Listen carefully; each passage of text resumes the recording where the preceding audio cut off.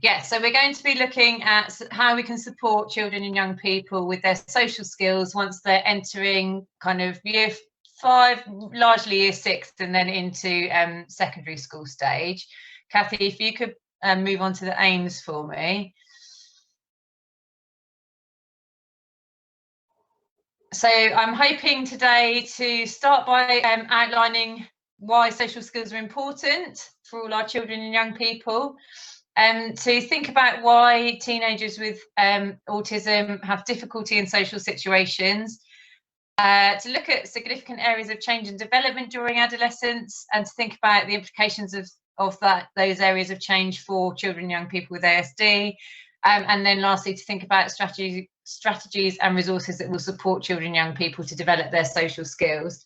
It is worth pointing out that although we've kind of targeted this at children with autism spectrum disorder, actually all of the information is relevant for any children with social communication difficulties. So if you have a child with social communication difficulties of any description, then this information and the strategies and resources will be relevant for them also.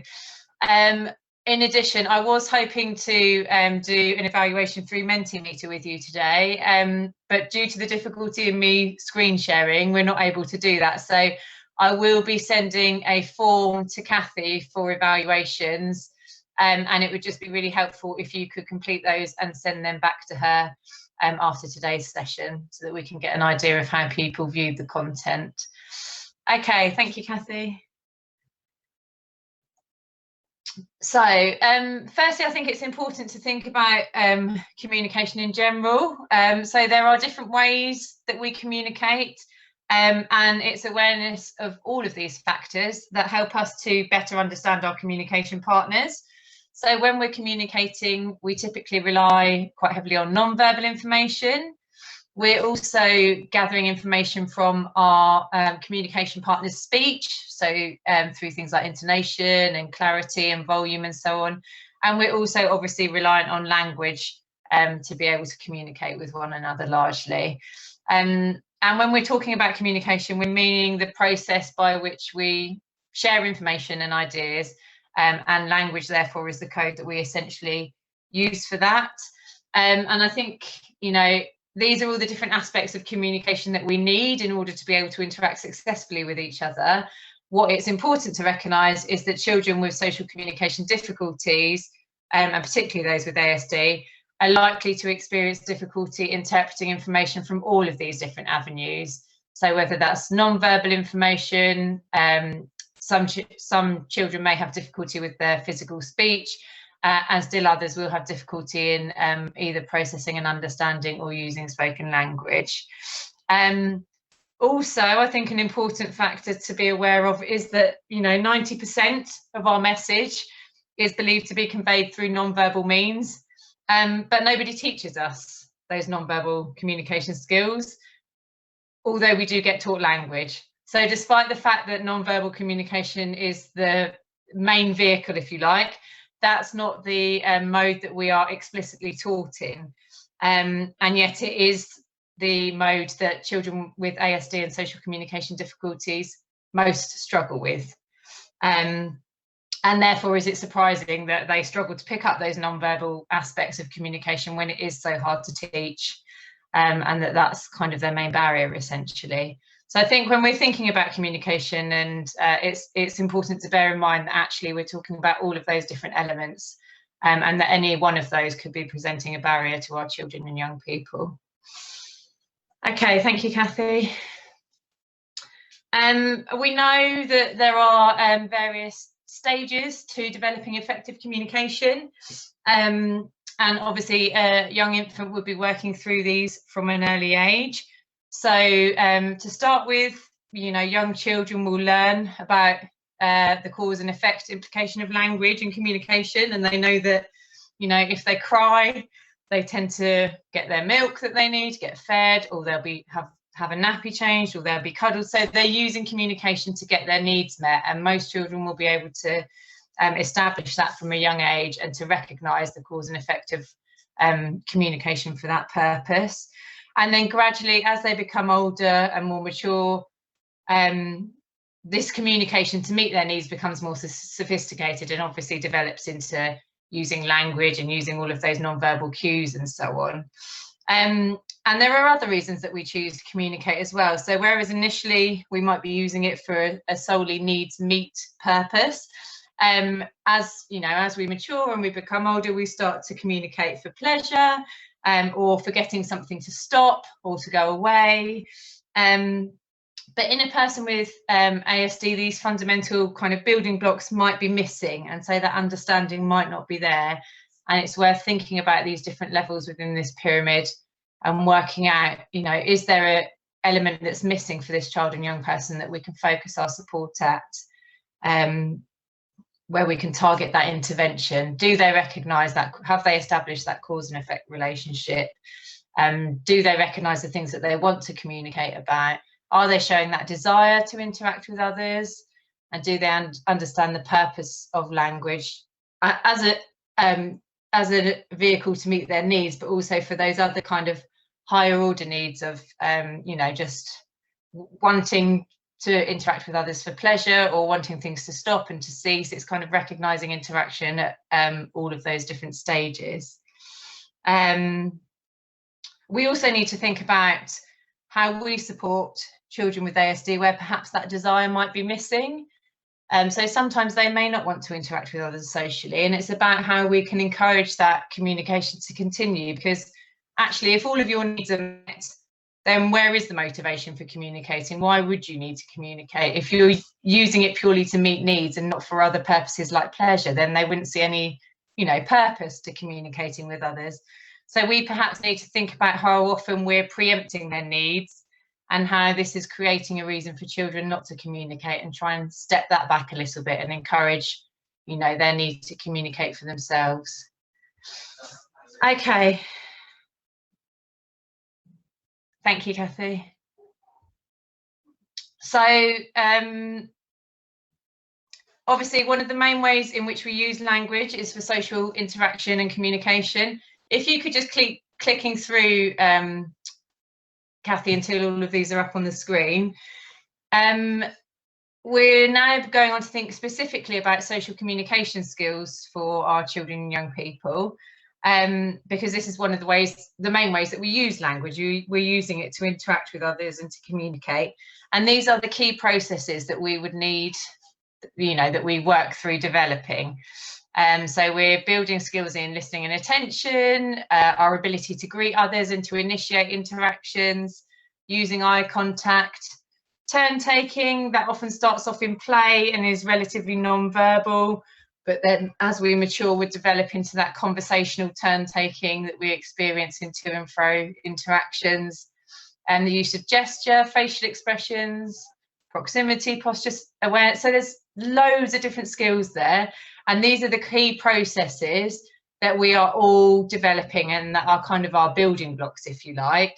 And again, when we're working with children and young people, it's about thinking, okay, you know, what are their strengths in these areas? Which skills are they able to use to their advantage?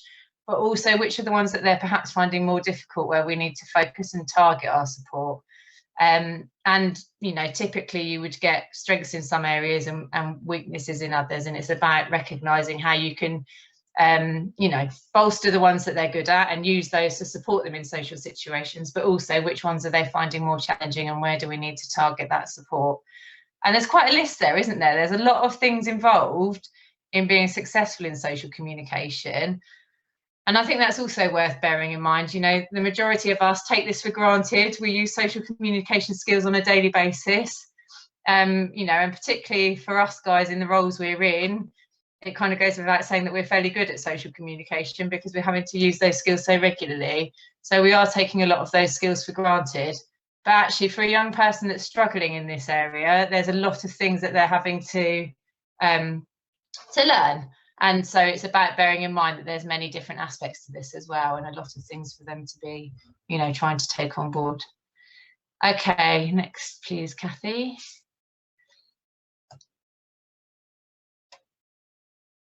Okay, so why are social skills important? We know that there are lots of upsides to having healthy relationships with peers, It helps children and young people know how to act in different social situations. Social skills help them to make friends. They're able to learn from others. It helps them to develop hobbies and common interests. It also gives children and young people experience in managing their emotions and being able to respond to other people's feelings, and to do things like negotiating and problem solving. I think really importantly, it gives a sense of belonging and can be a big boost for self-esteem.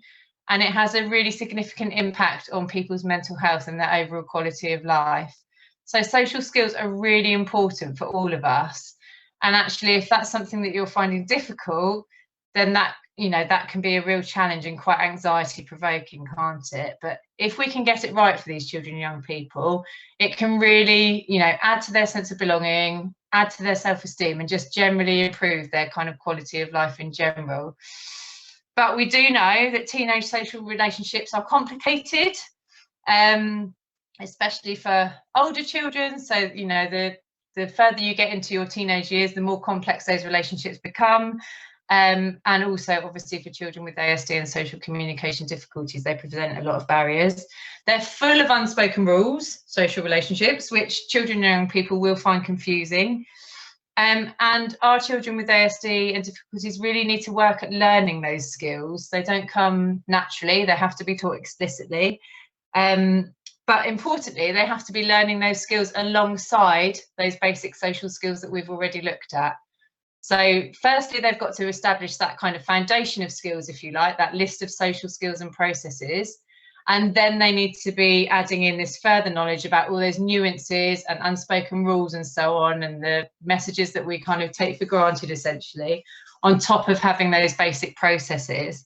So it can be really, really confusing, and a lot for our children and young people to learn. And why do teenagers with ASD have particular difficulty with social situations? Well, we know that they have trouble working out what other people are thinking and feeling. They really struggle to put themselves in other people's shoes. So that makes reading their communication partners very difficult, which is obviously a big factor in our communication with others. They find it really difficult to understand that non-verbal communication that we've already touched upon, which forms so much of that social communication with others. They find it hard to adjust to new social situations, and that particularly kind of refers to that difficulty in generalising and that kind of rigid mindset. So they'll perhaps learn a skill in one situation and find it really tricky to transfer that across different contexts and to use that within different social situations. They find it really hard to solve social problems, again, because of that kind of inflexibility of thought and so on. They can't work out how to navigate their way out of those social difficulties, if you like. They aren't as able to understand those unwritten rules because they need things to be explicit, and so they're not as aware of those. They're not picking those up and recognizing those nuances, and the interests that they share with others are sometimes lacking.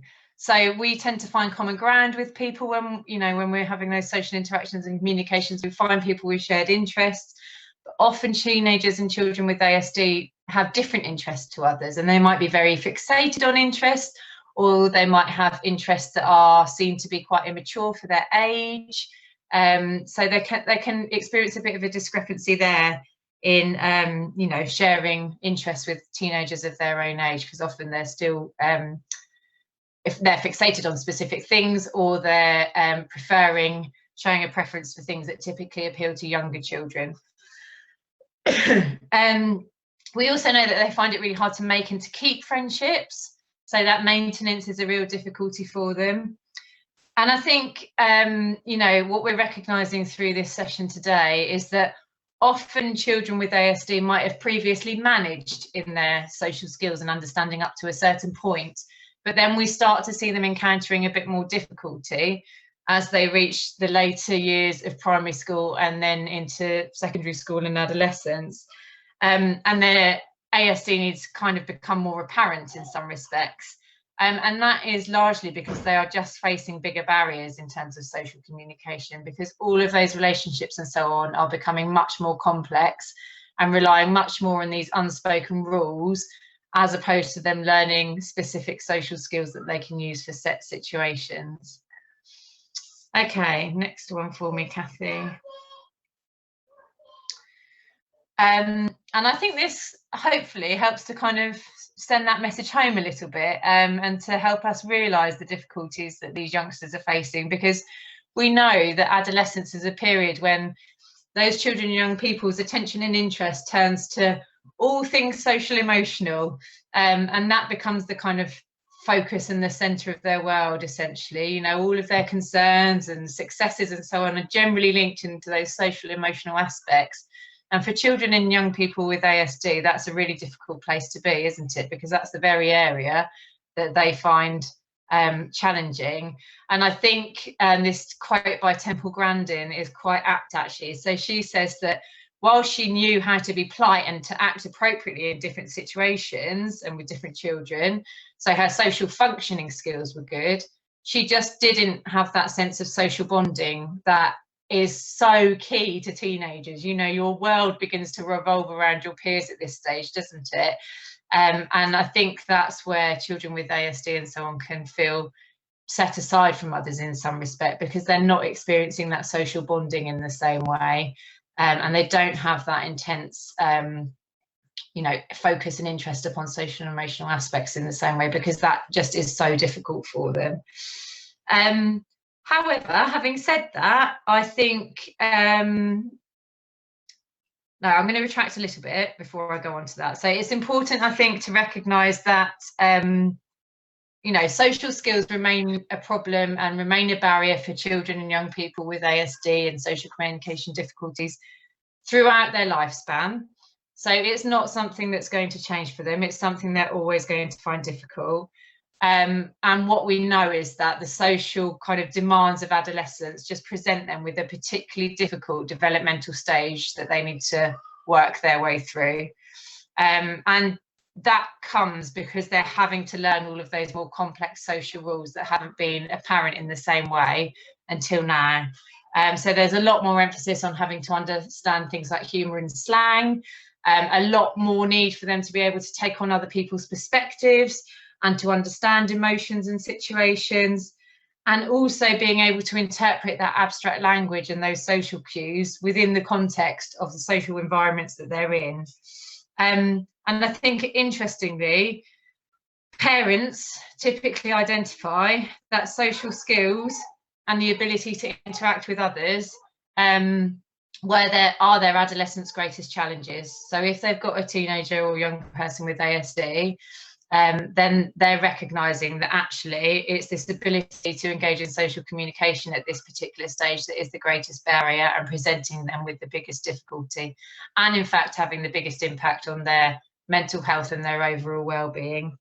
And they will recognise things like their children continuing to just have very one-sided conversations with their peers, to find it really difficult to engage in small talk, to often display inappropriate and immature social behaviour in social situations, to be experiencing peer rejection a lot just because of their lack of social insight, and to have a lot of ongoing difficulty with interpreting those non-verbal and verbal cues.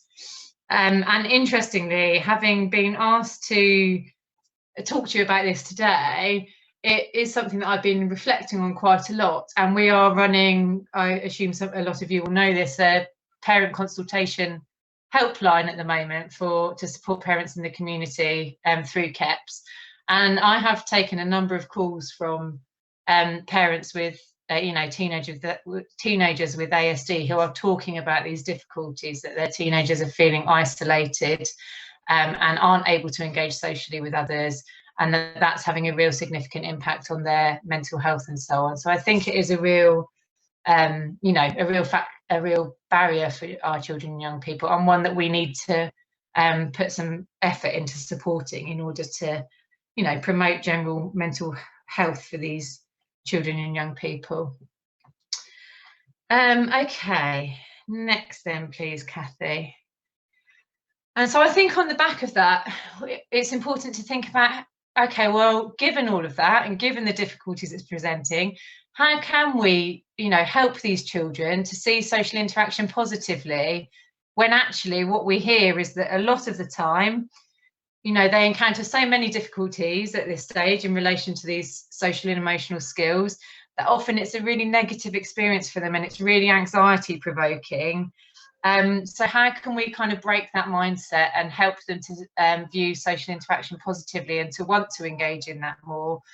And I think, you know, that goes back to making sure that we've got those building blocks in place, so those foundations, so that kind of list of social skills that we all need to be developing to start with. So make sure that they've got those concrete and secure before we then try to progress to these more complex and indirect social skills, like the nuances and conflict resolution, because they have to be comfortable with the basics before we can move them on from that. And it's really important, isn't it? It's really important that we get this right, because our ability to engage in social interactions actually predicts so many other outcomes for us. You know, it links back to our cognitive skills, it links back to our self-esteem, it links back to our emotional regulation and our general motivation. So it really is an important factor that we need to be supporting these children and young people with, because actually, if we can mitigate, you know, the risk somehow of developing issues in other areas by improving social confidence, then that's a great thing to do, isn't it? Just by being able to implement some strategies to support social skills and to build that social confidence for these children and young people, and thereby potentially offset risk in other areas, I think that, you know, lays a big claim to how important it is to be focusing some support in this area. And I think the other thing to consider alongside that is, we know that actually, yes, adolescents with ASD find this area really, really difficult, but we also know that they actually often really desire those friendships. And they express, a lot of them express concern about their lack of reciprocal friendships and the difficulties that they're having in maintaining and sustaining those friendships. And therefore, unsurprisingly, probably poor social skills have been linked with significant levels of anxiety and depression, because actually these children really want to have those interactions and they want to be experiencing those relationships, and instead they're feeling a sense of kind of isolation and loneliness because they're not getting it right, and that's then having a significant knock-on effect on their mental health. And actually, you know, by their own account, developing friendships is often their most important goal. And so therefore, I think it is an issue in our schools which, you know, we can't be ignoring, and actually we need to be prioritising in order to support the mental health of these children and young people. And I'm sure, you know, those of you working in secondaries and so on, and you need to think about, you know, your youngsters with ASD and think about the issues that they're coming to you with. And I would imagine 99% of them are probably related to social difficulties with peers, issues on the playground, all of those kind of things, because that is what's important to them at the moment, and it's what they're finding most difficult. Okay, so adolescence, we know it's a time of change, a massive time of change for our children and young people, which brings with it, you know, obviously its own difficulties. And I have tried to, I'm going to give a bit of a whistle-stop tour of the implications of this kind of period of change for our children and young people. And I've done that by breaking it down into different sections. So looking at, you know, changes physically, changes cognitively, and changes socially. I am aware that this is not a comprehensive overview of the changes in adolescence. It's, you know, it's going to be very brief, and there's going to be huge amounts of overlap. But I'm hoping that just by breaking it down in some way like this will just give us some way of covering all of those different aspects and give you a bit of an overview about the things that your children and young people will be experiencing at this stage. Okay, so first of all, we're going to think about that physical development. So if you could move on for me, Kathy, please. We know, obviously, that adolescence is a time of huge physical change, largely related to all the hormones that are suddenly surging around all of our bodies, and whether that's androgens for boys or estrogen in girls, that leads to huge changes, both physically on the, you know, outwards, but also inside as well. So there's a lot of change going on physically in terms of what other people can see, but also loads of change going on inside our bodies, based on all of that hormone development. And that also includes a huge impact on the development of our brain at this stage. And we know that the physical changes that adolescents experience are more rapid than at any other stage in our lives, except for infancy. So in the same way we see that kind of huge period of development in very young children, we also see that huge period of development and change in adolescence. And it is really worth being aware that change is mirrored in brain development as well. So in the same way that brain development is very rapid in that early infancy, we also see a huge period of brain development that's mirrored in adolescence. Next slide, please, then, Kathy. So how do these physical changes affect children and young people? In a number of ways. Typically, they sleep longer. And I think anyone that's the parent to teenagers will be able to, support that fact. Particularly boys, they can sleep for hours. They generally don't get up before midday. So that, yeah, their sleep patterns change, and there is a neurological basis for that. They tend to go to sleep later and wake later. And that is linked to all of that physical and brain development that is going on at the time. They're typically more clumsy because they're going through huge growth spurts. They often become very sensitive about weight and appearance because there's such a significant change in those areas for them. They'll be comparing themselves to their peers in terms of their physical development, and they start to feel awkward about how they're responding to parents of the opposite sex. And they will also be asking, more direct questions about sex. So those are the changes that we can expect to see largely for our typically developing adolescent population, if you like. But how does this affect adolescents with ASD? Kathy, if you could go on to the next one for me. So for our children and young people with ASD, the physical changes will be the same, but they just need so much more help in understanding and managing those and making sense of them, because it is just overwhelming and they can't appreciate why all of those changes are making sense, are taking place. So the changes are the same, but they need a lot more support in terms of understanding what's happening to their bodies and why they're going through those experiences and having those different emotions. So they will need a lot more information about changes to their body, thinking about personal hygiene, thinking about, for girls particularly, being able to manage their period cycles and use tampons and all of that kind of thing. And it really isn't for the faint-hearted at this stage, but it's really, really essential that these children and young people are supported in their understanding of this. And so they will need lots of things like social stories and access related to hygiene and puberty and all those kind of things just to help them to make sense of it. We also see a lot of sexualized behaviours in children and young people with ASD.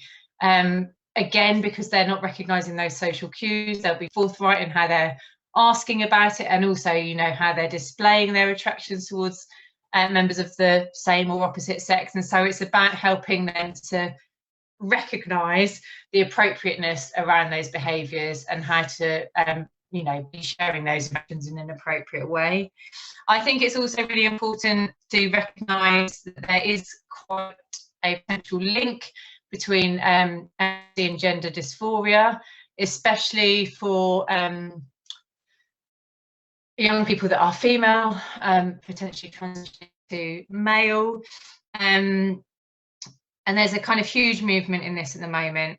And I think it's believed that ASD occurs at higher rates in transgender women than in the general population. And actually that's believed to be 4 times as prevalent, which is a massive increase, isn't it?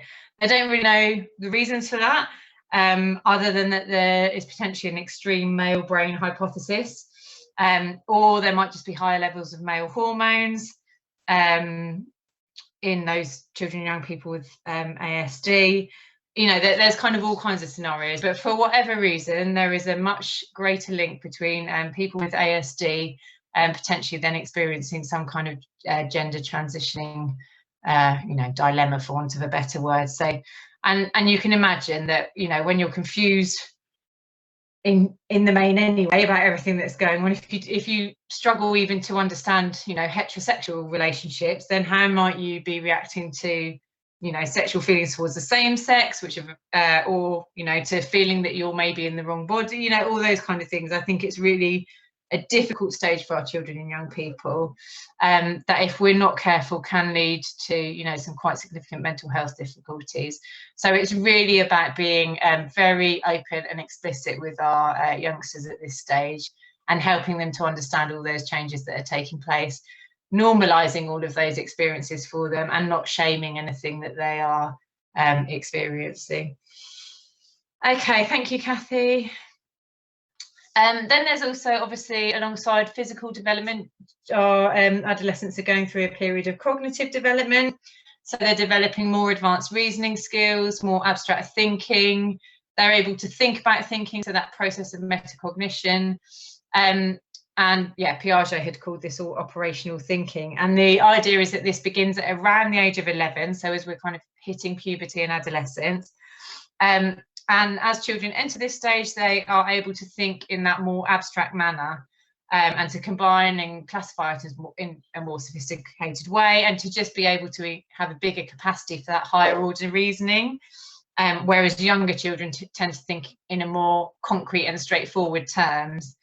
And an example of this is an experiment called the third eye problem, where children were asked, you know, where they would put an extra eye if they have one.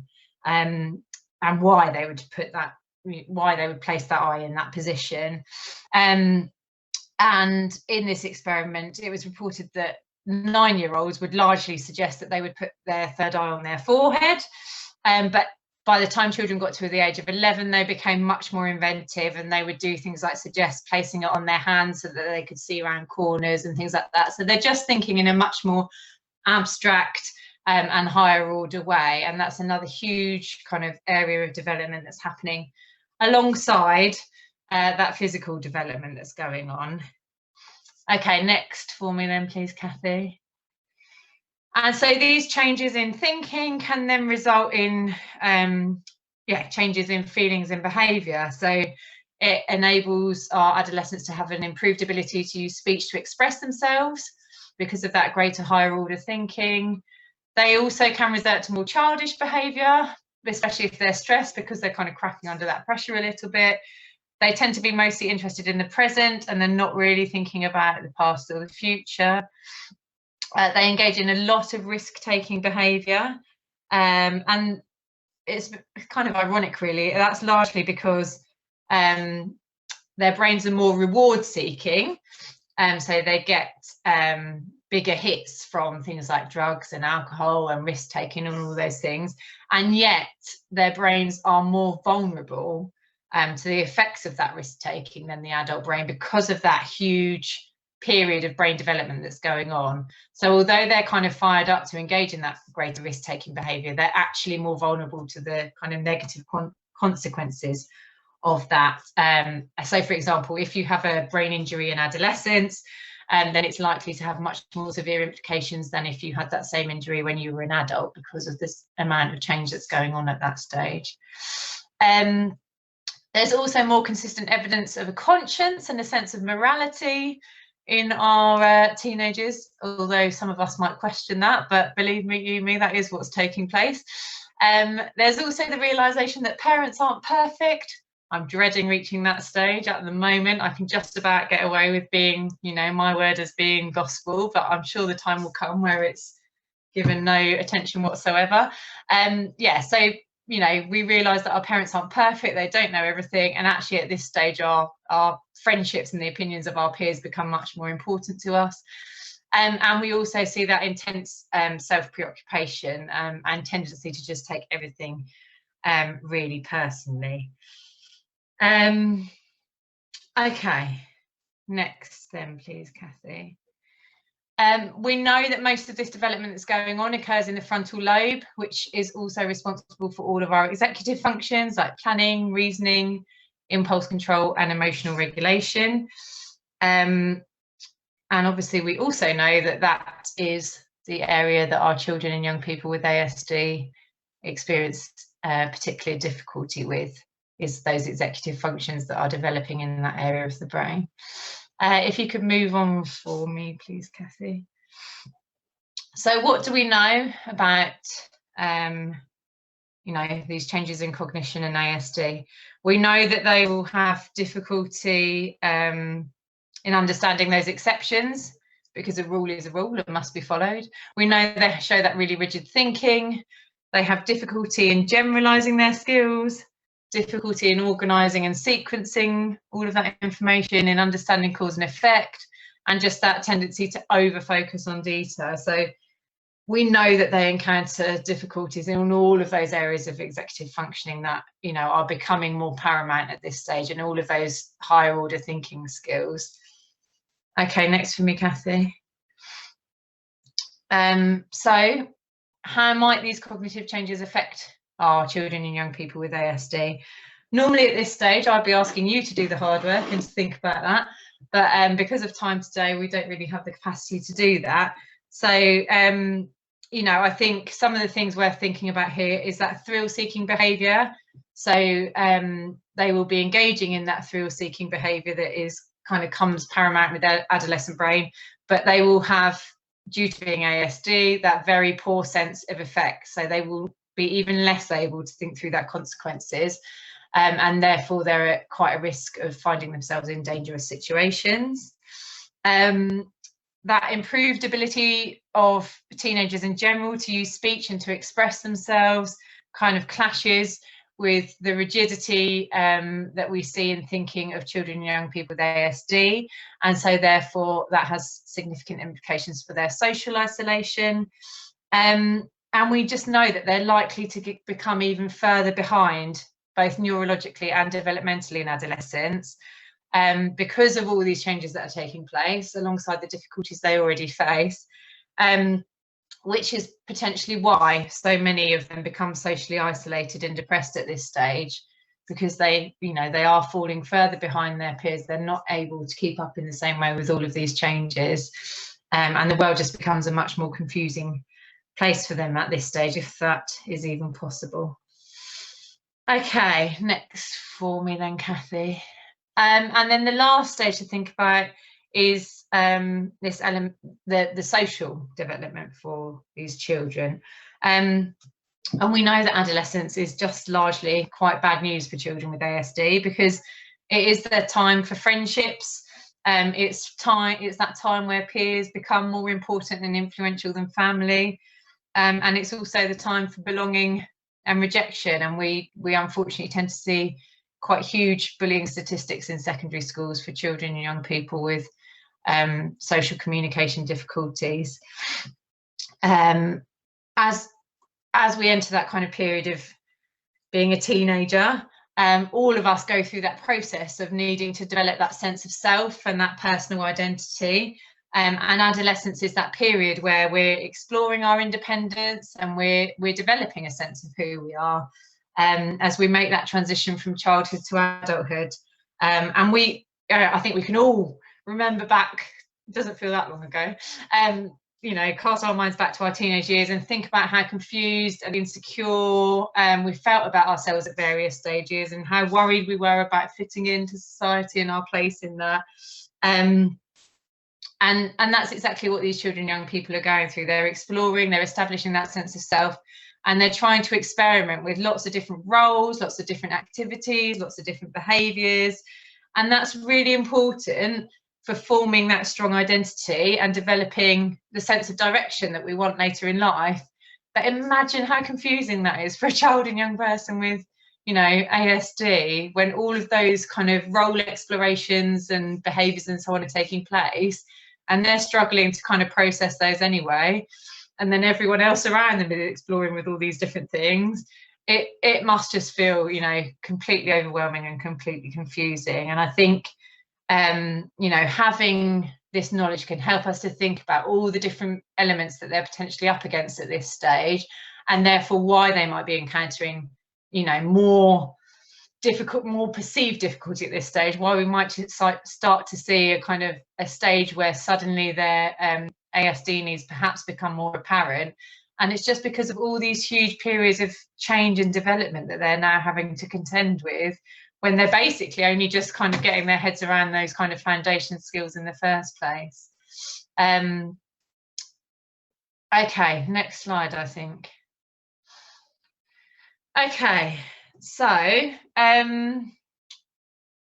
we've talked a little bit about this already. I think this is just kind of to reiterate, really. We know that, you know, social interaction in adolescence is difficult because it lacks those spoken rules. It lacks structure, particularly for girls. It's at this stage that instead of playing with each other, they start to sit around on the playground and chat, you know, and talk about the boys they fancy or the things they've done at the weekend and all those kind of things. And actually, for a young person with ASD, that's horrendous. You know, suddenly there's no structure to this interaction. It's just a general discussion, and they've got to navigate their way, you know, through that and try to make sense of it. And similarly for boys, you know, it's slightly less so. Perhaps there still tends to be a lot of football and sport and so on played for boys, which is potentially easier to join in, and perhaps why we tend to see more pronounced difficulties in girls at this stage with ASD. But even engaging in those sports activities and so on as a male with ASD will become more complex because the rules are becoming more complicated and they're having to navigate those social interactions within those more structured games. We know that there's more complex language involved because of that higher order thinking and so on. So there tends to be a lot more sarcasm and irony and jokes. And also we become increasingly reliant on being more aware of other people's feelings and perspectives and being able to read those in our communication partners. And we know that that's something that obviously these children and young people find really difficult. So when our interactions are dependent on having more awareness of others, that's actually then it becomes even more of a barrier for these children and young people, doesn't it? Because that's the area that they find particularly difficult. So during childhood, the rules for social interaction are fairly clear and they're concrete, but they do become more abstract and flexible, and there's more allowance for exceptions during adolescence. And obviously some of those social rules are even unspoken. And I don't know whether any of you have read, and there's a book called The Rosie Project, but there's a extract in there about where they're trying to explain dating, and those kind of things just sum up quite nicely how hard it is to explain something like that in explicit terms, to help, you know, children with social communication difficulties understand that. So how do you explain dating? How do you explain terms like playing hard to get? You know, these are all things that are quite difficult to pinpoint. Yeah, okay. And I think that last point, again, it is worth recognising that increasing awareness of others, similar to the structure element, is particularly kind of noticeable amongst girls, I suppose, because we just get that constant saga, don't we, of who's cross with whom, what's wrong with her, why does she know, you know, that it's just female relationships, unfortunately, at that age. But there's so much more kind of reliant upon interpreting how others are feeling and responding to you within those female interactions. So yeah, I think that also is more apparent within female relationships at this stage than males, where perhaps we are more dependent upon those yeah, emotional understanding, I suppose. We don't, you know, boys tend to be more explicit, don't they, and fight it out with their fists, I suppose, potentially. If they've got something to say about each other, they tend to say it, whereas girls haven't quite woken up to that straightforward way of thinking, and we tend to go around the houses a bit and hope that someone figures it out. And obviously that then makes it very difficult for children and young people that are struggling with that aspect anyway.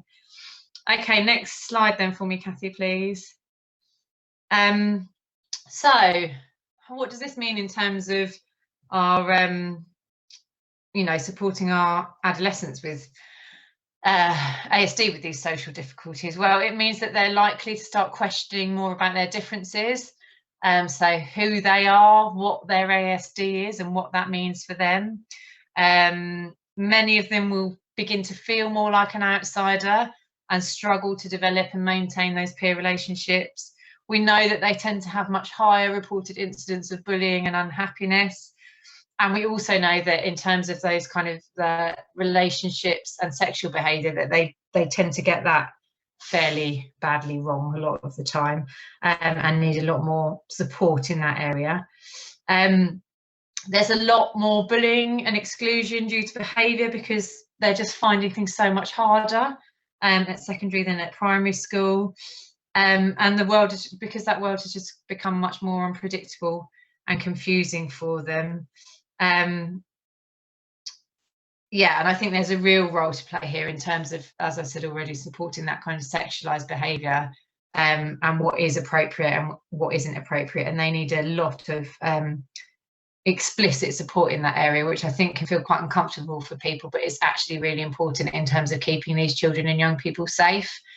Better that we feel uncomfortable in helping them to understand all of that than that they end up in a very unsafe situation where, you know, they either find themselves at the end of an accusation, or you know, they've become so vulnerable that something's happened to them. And I think it's our responsibility to manage that uncomfortableness and to help to educate them on those areas, as opposed to seeing them in those situations. I was hoping to show a clip here, which I don't think we're going to be able to do, so I won't try and waste time trying to figure it out. But what I will do is say that, Kathy, if you go to the next slide for me, and perhaps when these slides are sent out at the end of the session, or you could just Google it. This was a clip to a element of the Big Bang Theory, which I'm sure some of you will have watched. And it particularly relates to a clip called the Friendship Algorithm. So you might want to have a look at that later. It's just quite a nice summary of the difficulties faced socially, you know, by those with communication difficulties. And it looks at Sheldon forming a flow chart before having a conversation with a peer on the telephone who he wanted to meet up for an activity at the weekend with. And yeah, he's working through this flowchart while he's on the phone, and then he ends up stuck in this loop because he hasn't thought about an outcome for one of the scenarios. And I think it's a really great way of summing up, you know, the difficulties that these children and young people can experience, and all the things that they're having to navigate and to think about in these social situations. So if you get a chance, do go away and just have a look at that clip. Yeah, the Friendship Algorithm in the Big Bang Theory, because it's just quite a nice yeah, summary, I suppose, of the difficulties that they're experiencing. Okay, next for me, Kathy. I think I'm going to largely leave this for you to have a think about in your own time, because I'm a bit conscious of time. But I do just think it's worth acknowledging that we know that ASD presents differently in girls. And that it's typically in the teenage years that we tend to identify girls with ASD, as opposed to in those younger primary years, unless their needs are, you know, obviously apparent. But yeah, it's the teenage years where girls are more likely to receive a diagnosis typically, and that again is related to their needs becoming more apparent because these social interactions are becoming more difficult. And they just become really good at masking it. And suddenly that kind of masking technique is laid bare, if you like, because they can't keep up with that kind of rapid change in pace. And so their needs become more apparent, and it's at this stage that we tend to pick up on them. So, you know, we might notice things like they're often led by their peers, they're not very good at initiating interactions, they will tend to follow and to copy others. They often try to have one special friend, and they can become quite obsessed about that relationship, as opposed to being able to form more generalized friendships and peer groups. And they will often struggle to recognize that communication style needs to shift depending on who they're interacting with and the social situation that they're in. And again, they tend to have quite different interests. So they might be more focused on interests that are typically seen in younger peers and so on. So I'm not going to elaborate on that because of time, but I think it is just worth being mindful of the fact that it does present differently in girls, and this is typically a stage at which we see more female diagnoses because of those difficulties that are exposed in terms of their social communication. Okay, next slide for me, Kathy. Again, this relates to the kind of difference in female presentation, and they are just a couple of things that you might want to go away and have a look at that kind of, you know, emphasize that point really, and help you to think a little bit more about the challenges faced by girls and ASD. So Rosie King is she's now a young woman, but she initially did a video clip for the BBC when she was a young girl about her experience of autism, and then that progresses to her talking about her experiences in adulthood. And then the Being a Girl with Autism on this morning was about a young lady who had been messaging someone that she had that she fancied, essentially, and she'd ended up sending hundreds of text messages to this person, not realizing that that wasn't appropriate. And so this whole interview kind of, you know, just talks her through and her kind of mortification at having sent 300 odd messages to someone to try and instigate a date, kind of thing. So it's just a nice way of summing up those difficulties again. Okay, next slide for me, Kathy. Okay, so thinking now about strategies for supporting the development of social skills. There are obviously various ways in which we can support children and young people to develop their social skills, and a number of strategies which can help them to, you know, help lead them to the successful acquisition of those social skills. And as I've said earlier, you know, I think this is really important in terms of supporting these children and young people's mental health, that we try to implement this support and to help them navigate this minefield, if you like. And so I've listed some here, and I'm just going to kind of touch upon some of them in terms of what they might mean. And then I'm going to hand over to Becky, who's going to give you a bit more of an in-depth overview of some of these areas. So one way that you might do this is through role play, which just provides children with a good way of practicing skills. So things like starting a conversation or asking a peer to go and do an activity at a weekend. That's a technique that is used quite commonly, but does tend to be need to be preceded by direct instruction. So they have to have a kind of idea about how something plays out before they then can go and role play that a little bit themselves. So there needs to be some education before you jump into role play. Watching TV programs can be really helpful, just to give children and young people an idea of how to act or not to act in social situations. You can pause that at points to discuss what they've seen and what they think is going to happen next. And it's just a good way of exposing them to different social situations and getting them to reflect on those. Video modelling, again, can be a really nice tool. So that's whether you use ready-made videos to help children and young people understand social situations, or whether you make your own, or whether you video the young person themselves in social situations and get them to reflect on that. But that can be a nice way of looking at these skills. Social stories, also really useful for explaining social rules and for thinking about how other people might be feeling in a situation. They can really help to develop a shared understanding, and they help to make explicit some of those implied messages that these children will often miss. Obviously, visual prompts continue to be really important, as do prompt cards, because they can be used to support children and young people in different situations and kept in their pockets and things like that. Self-management techniques, so getting these young people to keep track of their own progress with different social skills. So, for example, they could record how often they're able to engage in eye contact in a particular social situation. So getting them to kind of self-manage their use of those strategies and so on, and those social skills, just helps to build their self-efficacy and can be quite a nice way of doing it. There's obviously also social skills training, which are those kind of specific off-the-shelf programs, if you like, for training children in social skills. Targeted programs. What I would say about that is actually there is fairly limited evidence currently for the success of those programs, and there needs to be more research around that.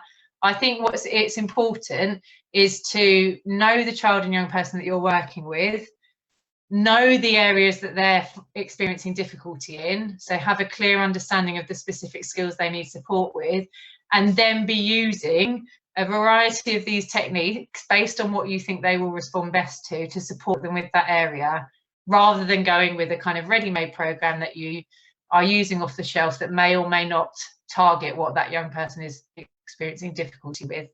I think your knowledge of that child or young person is more useful, and then you can use that to tailor your own program based on these kind of different strategies. And that seems to be the feedback, that actually those programs don't necessarily have a great research base or evidence base at the moment. It's about, you know, figuring out your own kind of resources to support the things that they're finding particularly difficult.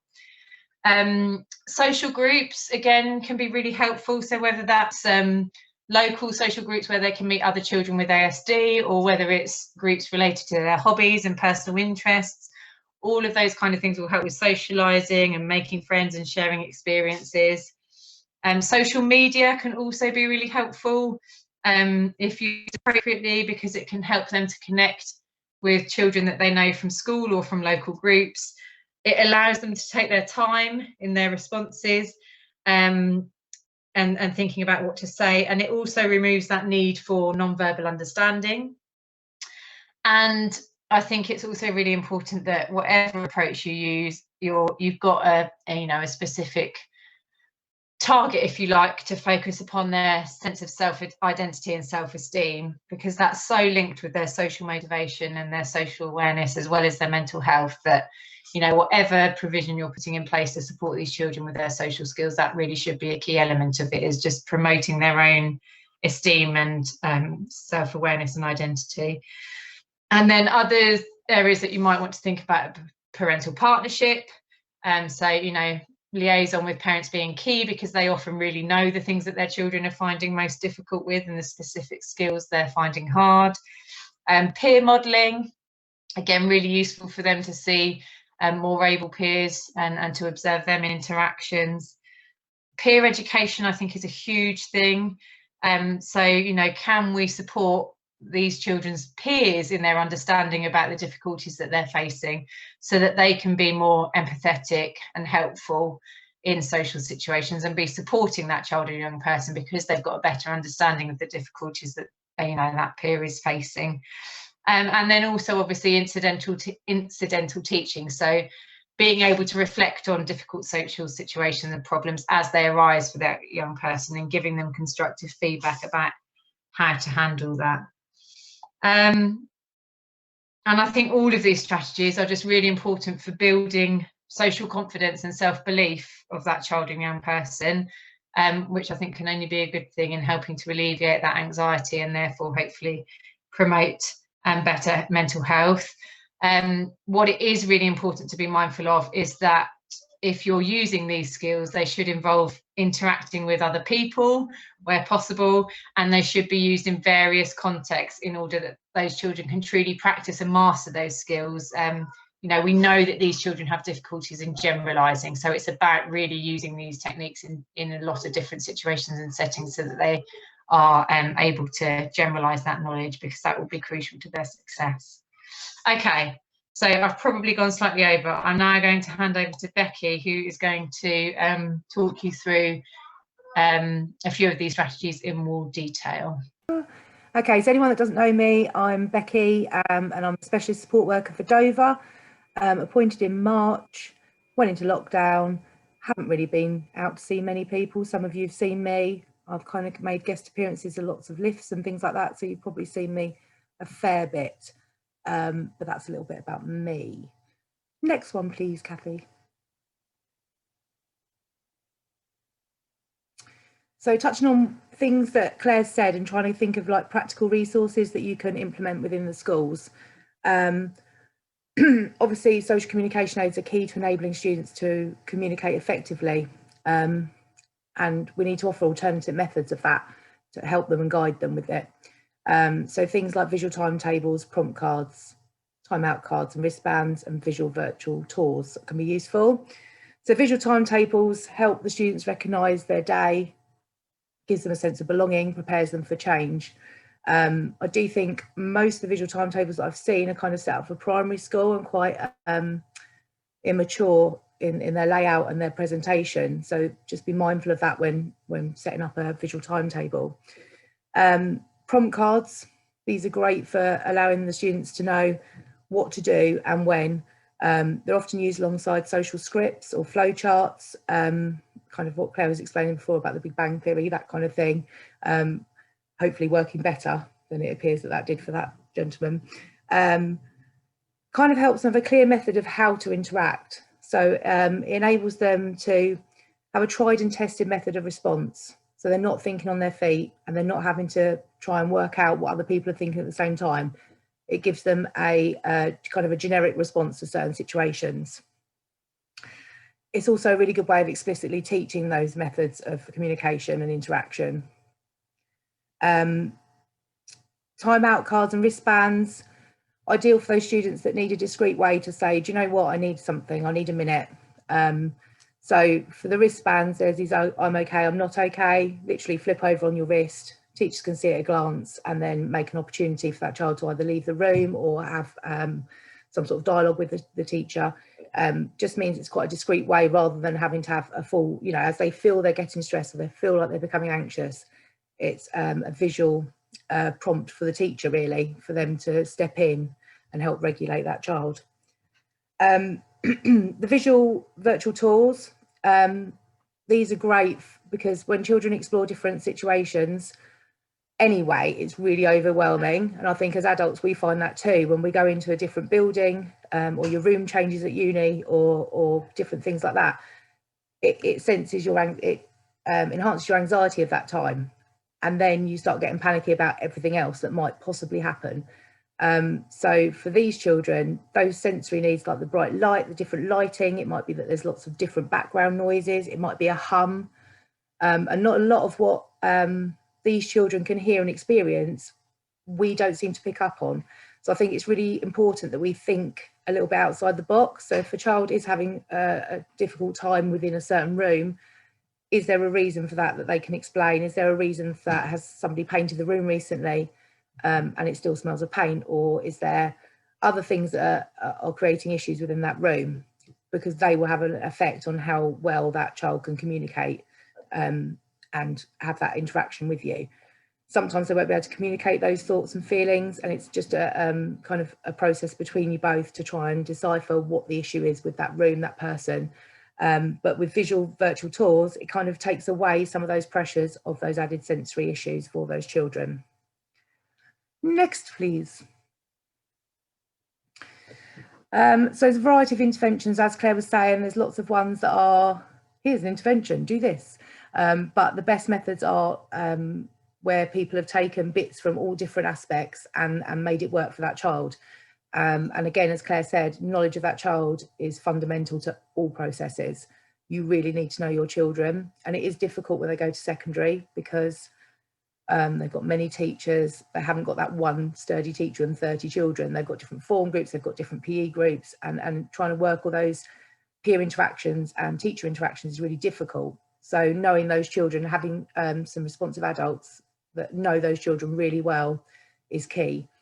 Circle of Friends is as a intervention, if you like, used to help children who have difficulty making and maintaining relationships. So it helps them to understand and communicate their feelings whilst analysing things that have gone well and things they've found more difficult.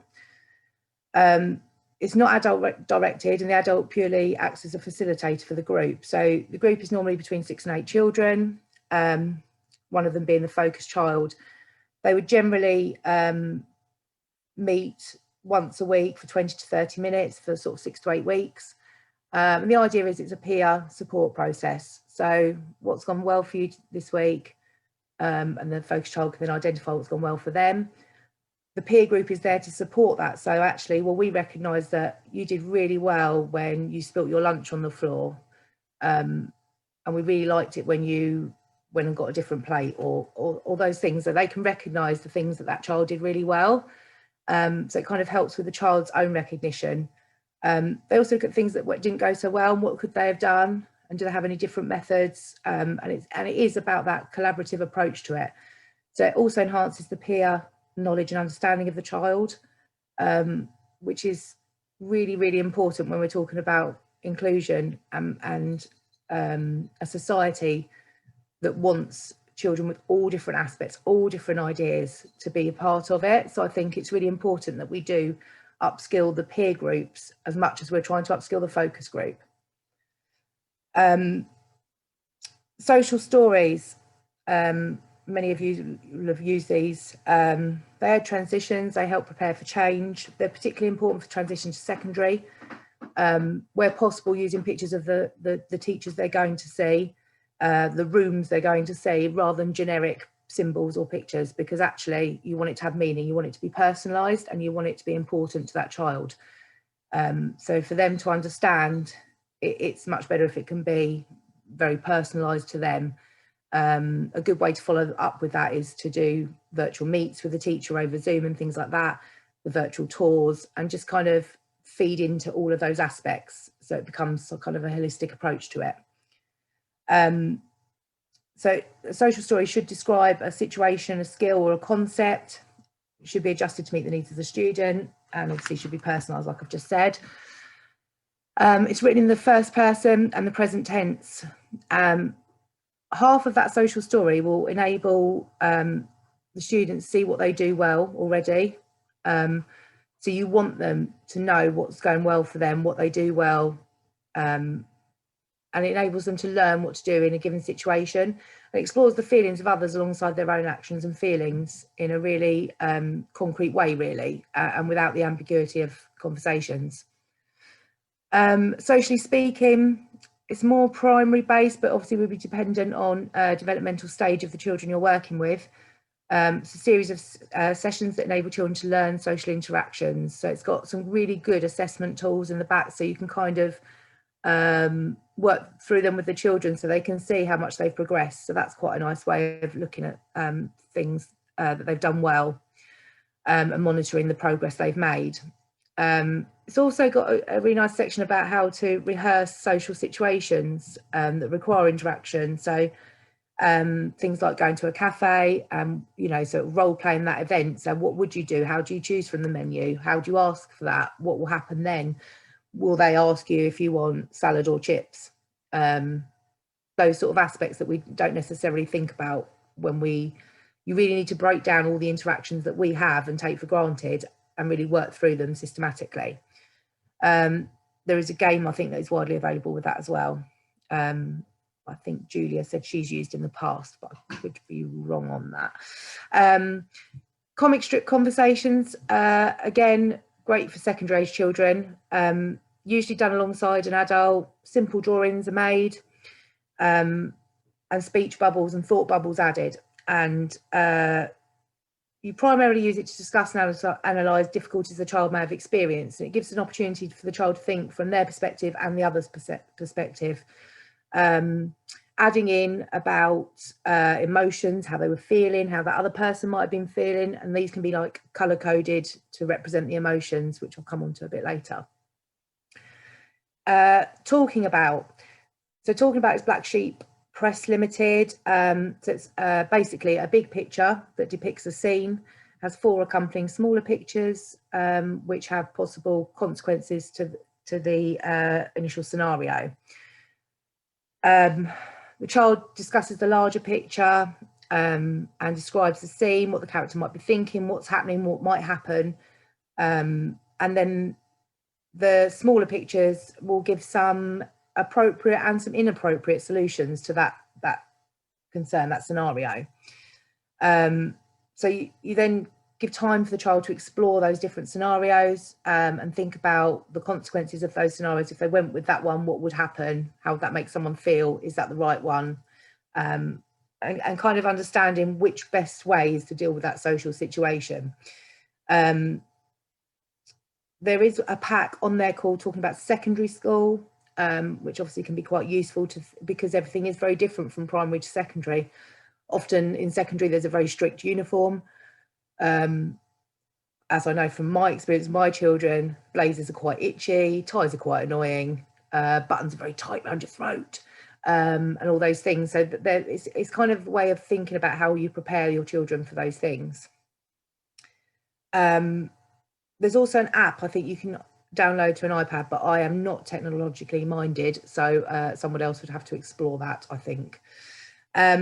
Scenario cards, much like the talking about pictures, but in text form, so used to practice and rehearse situations, and enable the child to think about how they might interact, the consequences of that, and troubleshoot where necessary between you both. SOCs is an opportunity to explore a situation and use verbal skills alongside visual representation. So a situation is described, the options the child feels they have in terms of response are recorded. And then each one of these are kind of analysed and possible consequences identified. Within that, children then choose how to prioritise the options available in terms of success. Once they've done that, you kind of look at that consequence, that's the way they decided to go with that, and look at how you can put that in place, what strategy you can use to simulate and to practice, so that the child is confident in their interaction and communication skills within that area. Next, please, Kathy. So Claire touched a bit about this, about video clips and role play.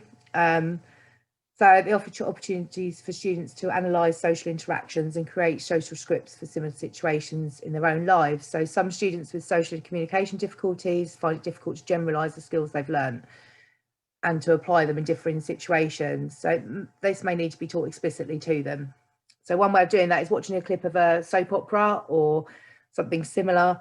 There's lots of drama that goes on in soap operas, and thinking about how the characters are being portrayed, why they reacted in a certain way, how they might be feeling.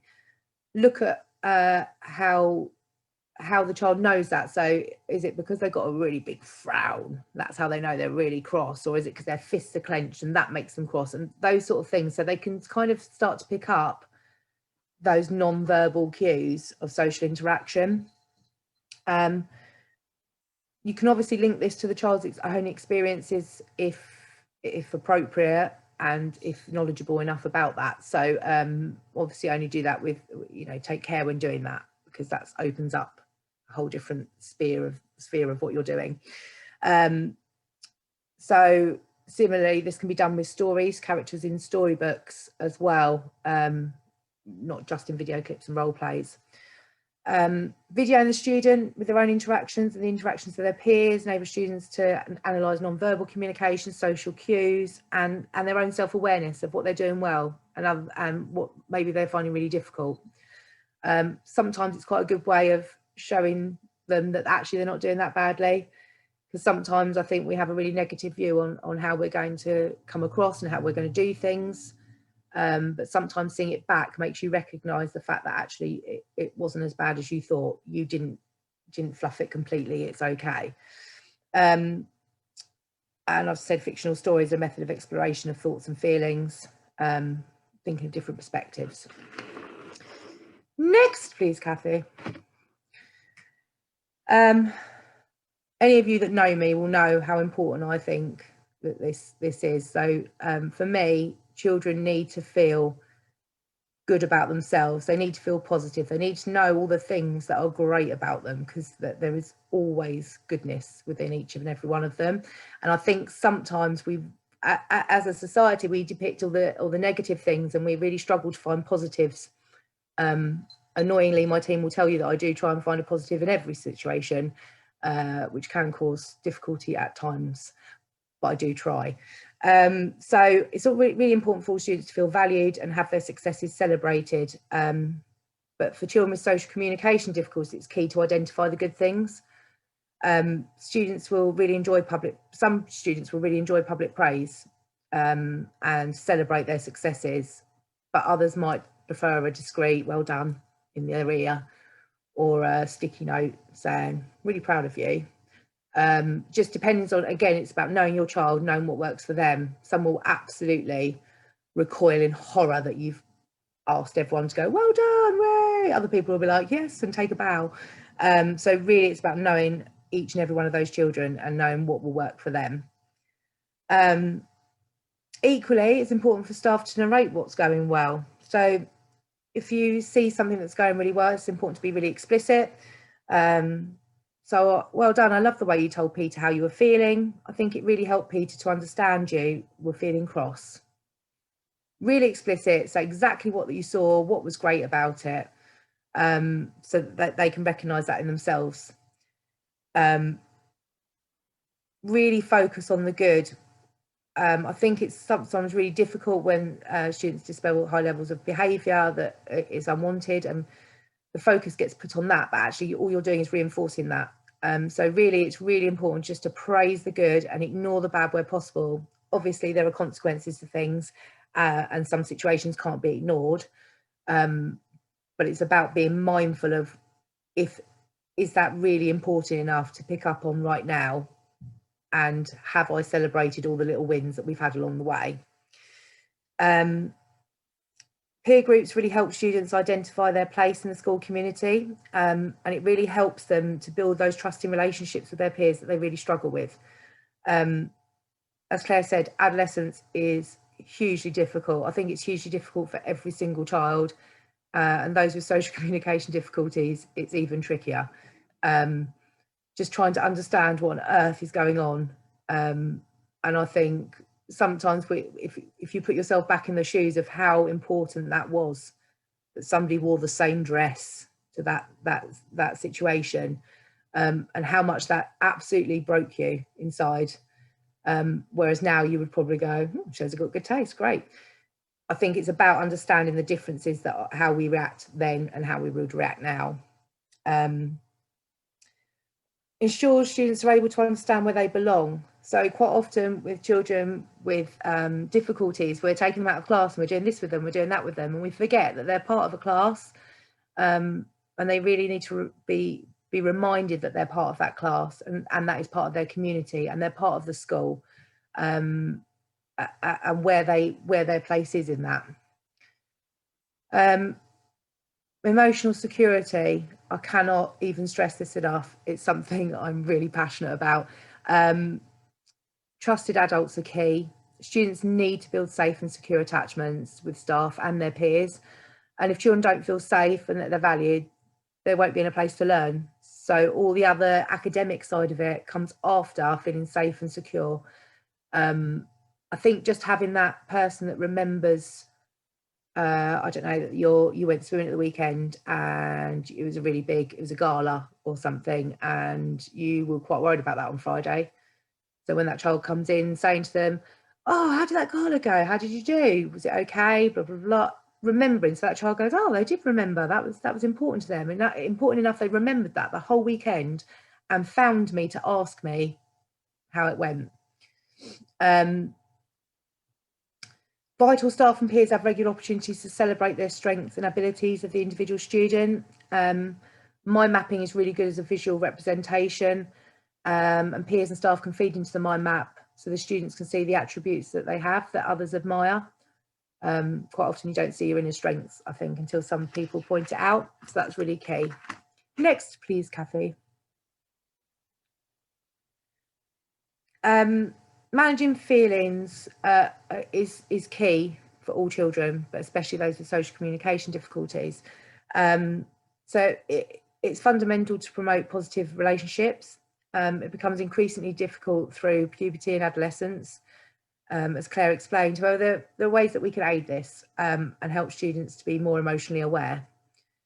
So scenario cards have been previously discussed, but they can be helpful when thinking about how to deal with common relationship concerns students have during adolescence. The prompt cards and flowcharts can be especially helpful to explore the different ways that the different scenarios and how they can be managed in a safe and secure way. Stress thermometers, really good to help students to visualise their stress and enable them to identify their triggers. This can also lead to the adult supporting them in ways to manage that stress before it becomes intolerable for them. So it opens a dialogue between the staff and the students to work together to find a cognitive strategy to support that child. They can be given a symbol or something to place on the thermometer so that teachers and support staff can see at a glance where that child is, how they're feeling. maybe to remind the student about what they could do to help them regulate themselves, but also maybe stepping in and enabling that child to have a time out, to have a time to think about what they want to do. Sorry, I've just had something pop up on my screen. Yeah, so just a way of teachers and support staff to be able to see at a glance without that whole interaction really needing to happen. Often children with social communication difficulties will find it really difficult to initiate that conversation. So by the stress thermometers and different methods, like the wristbands and things like that, they're giving a non-verbal cue. They can tell you how they're feeling and you initiate that dialogue, so they don't have to worry about that initiation of conversation. The Incredible 5-point scale, often used in schools, helps children to identify how they're feeling and if their feelings are manageable. They can put a counter on a picture to say how they're feeling, again, as a discreet way for staff to monitor well-being. It's quite a good way of, again, being able to visualise their thoughts and feelings. Zones of regulation help students identify how they're feeling again, and can identify this if it's classed as a safe zone or if they need to move to their self-regulation work. The self-regulation tools might mean taking time out or going to a safe place or finding a safe adult. Would vary child to child, and they're things that you would have already thought about and discussed with the child about what things might help them in those scenarios before the problem arises. Talking about safe spaces, it's a predetermined space the student knows available to them. There might be sensory items within this space, such as cushions, gel timers, etc. There might be displaying some breathing exercises or paper to express their thoughts, calming music, etc. There'll be nothing that's got an end result to it, and it really would meet the needs of that child. It's really important that safe space is available to them when they need it, not somewhere that's going to be used by another child. So when they actually need it and they're at breaking point, they go to their safe space and it's actually being used for phonics or something else that would happen, because that happens quite a lot. Another method of regulation is to find a safe and trusted adult. So again, we've said about having these positive relationships. The adult must be available to them when they need them. So it's also really good to not just have one dependable adult, because obviously there's time off sick and PPA and things like that. When those things are going to happen, it's good to prepare the child if you can. So if you know you're going to have PPA on Thursday, it's a really good idea to go in and say to that child, oh, on Thursday I've got PPA, but so-and-so is in room 3B and they're available to you should you need them. Done. Shows that you've thought about them, preempted that they might need you, and you put some provision in place for them. If the student feels valued and respected with the interventions and the regulatory activities, all these things that we're putting in place will work so much better. Peer modelling, again, can be key for students to identify wanted behaviours with regards to emotions, interactions. Staff can enable the recognition of wanted behaviours by adding the narrative. So I can see John is being kind because he's sharing his sweets with Joe. Things like that. Yes, please, Kathy. So some key points to remember. So obviously, hopefully today we're giving you insight to the neurodevelopment of teenagers and adolescents, and giving you some ideas and resources to support the students. Some really key points to remember. So parental partnership, Claire touched on, and is vital. Both parents, carers will have tried many things in the past. They can probably tell you that didn't work before. It might work now, enough time might have passed, but they might say to you, actually, sticker reward chart doesn't really work, but a marble jar works brilliantly. And then you've got your starting point. Also, if parents are part of the decision-making process alongside the child, they're more likely to support the school in the decisions you're making for those children. Student consultation and empowerment. Students need to be involved in the decision-making process. They need to be active participants, not sign a bit of paper to say they've heard what you've all said about them and that they're going to go along with it. It's about making them a part of that process, because it empowers them and it gives them ownership of it. And if they've got ownership of it, they're more likely to want to make it succeed and want to make it work. Asking them what they might need, encourage them to communicate their needs and feelings, and use these to inform the planning that you put in place for them. Really key, preparation. Don't be be proactive, don't be reactive to situations. Identifying when issues might arise and preempting them can be beneficial, a bit like the PPA thing. If you know you're going to have a fire drill, maybe prepare, do some work around fire drills for the weeks leading up to that fire drill, just so that the children are aware of what is expected of them and how that looks like, because often in secondary school that is very different to a primary school fire drill. So just being aware of those changes and what you can do to help develop those child's understanding. Trust and safe in relationships build foundations. When they're working with adults they deem as safe and they trust them, they will work better. The adults should be consistent and knowledgeable about that child and their situation. Remembering the previous conversations, showing the student they're thought about, and remembering key aspects of those students' life really help to build those trusting relationships. Behaviour policies, you will have whole school behaviour policies, and that's lovely. Some of those might need to be adapted for the individual child, and reasonable adjustments made. Just there will still need to be consequences perhaps, but it's about what those consequences are. So if an incident happens on a Friday afternoon, is it really well thought out to then have a detention Monday, Tuesday, Wednesday for that? Will that student have the knowledge and understanding of what that's for, or does it lose its meaning? Is there a better way and a better scenario to deal with that? It's better to develop the skills to prevent the behaviours happening again than it is to punish the child or get the consequence. We really want to adapt those unwanted behaviours to wanted behaviours and work on the child's self-esteem to do that. Talked about ensuring consequences are timely and appropriate. Explicitly teaching skills. So the things that we pick up generally, children with communication skills may not. And it is about explicitly teaching those things, knowing that they're not going to generalise the skills that they've learned perhaps. So if they can share resources during maths, doesn't mean they're going to share resources during PE. And it is about that learning process and enabling them to generalise those skills by working on scenarios outside of those situations, to help them prepare for that. That's it from me, Kathy.